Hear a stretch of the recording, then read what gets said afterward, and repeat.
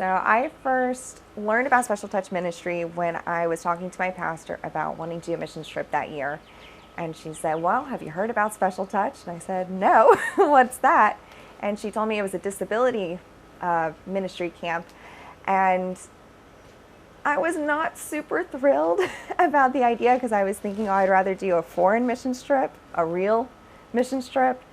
But then I felt convicted because God was like, you said you wanted to do a missions trip this year, and here's the opportunity. So I was like, all right, I have to do this. So got signed up, came in, and haven't looked back since. I've been doing this for 5 years now. I got hooked that very first time. So I no longer think that this is not a real missions trip, because it definitely is. So as a team leader, I am here to act as a caregiver to our caregivers.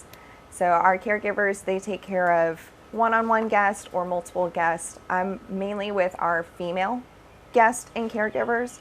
So I kind of check in on them, make sure that everything's moving smoothly. I help with training our new caregivers, especially if they're not familiar with working with people with special needs and disabilities. So we give them that training, give them that assistance, give them that respite care if they need it, give them the guidance, prayer. So it's kind of the mentorship aspect of it too, and help make sure that everything runs smoothly in camp, make sure we have staff at all the activities, make sure people are safe, and just help wherever I'm needed. So I would say that the heartbeat of Special Touch Ministry is to reach the lost, specifically in the special needs disabled community. Their goal is to bring awareness to people like you and I who don't necessarily know that there's this whole unreached people group out there. So many people, I think, don't actually come across people with special needs and disabilities in their everyday life. So through this ministry, it gives us an opportunity to meet those people, to learn about their needs, to learn about the challenges that they face on a daily basis, to minister to them, bring that love and that compassion to the lost. So many people in the disabled community have no access to a church. So this is their church. Coming to Special Touch Getaways is their only opportunity to hear about Jesus Christ. So I think that's a big part of their mission, is to reach that unreached people group and meet them on the level that they're most comfortable and make it fun for them. So obviously evangelism is the big part of Special Touch Ministry. That's why we're here. It's an interdenominational ministry. So of course it's open to Christians, but we definitely want non-Christians to come here too so that they can learn about God. So that's the evangelism aspect, sharing the love of Jesus every single day with them. And then the discipleship aspect comes into those repeat guests, because they keep coming back every single year.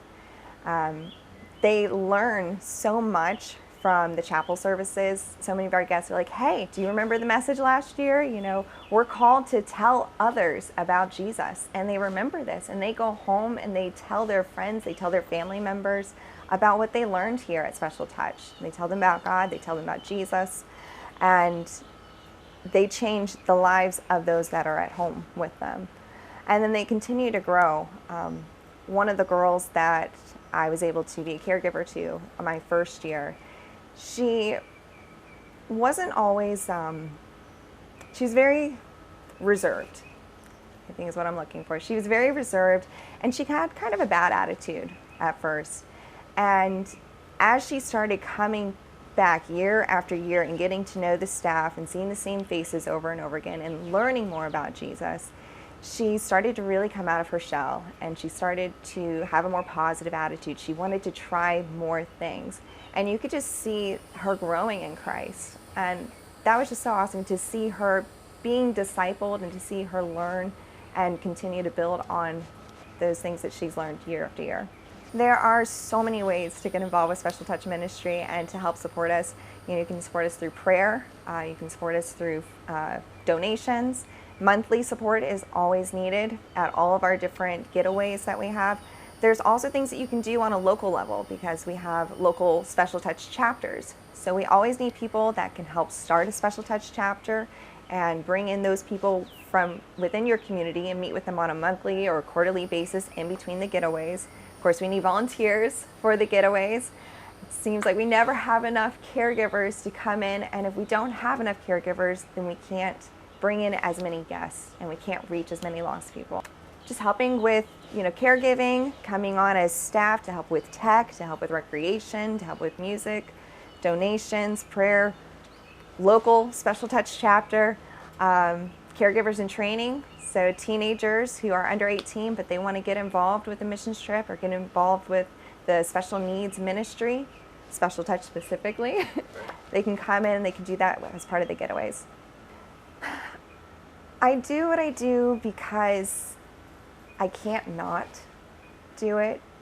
Like I said before, coming into this, I wasn't really sure about doing something with special needs. I hadn't really been around anybody with special needs. I was very uncomfortable with it. But coming in that first year as a caregiver and being one-on-one with the guest who was she had total care. So I had to take care of everything for her. And that was very kind of scary and uncomfortable for me at first. But then I got to know her as a person, and I was able to look beyond the disability and beyond the exterior, and just seeing her heart and hearing her stories and the different challenges that she's faced, and just hearing that from so many different guests. You really see the need for this. And once you see the need and you see the change that Special Touch Ministry makes in their lives and in their hearts, how can you not come and help? How can you not come and do this year after year if you're able to? So I do want to put an emphasis on my fellow young people, our millennial generation. We need more young people helping, especially if you're, in college, or, you're unmarried, you don't have any kids, you are out of school for the summer. This is your time to come in and do missions. This is your time to help. And as our older caregivers, they get older and older, but we still have guests that are coming in. This is still a ministry that we want to continue growing and developing. And for that, we need the younger generation to come in and help. So I'd love to see more people my age or younger out here so that we can really continue growing this ministry.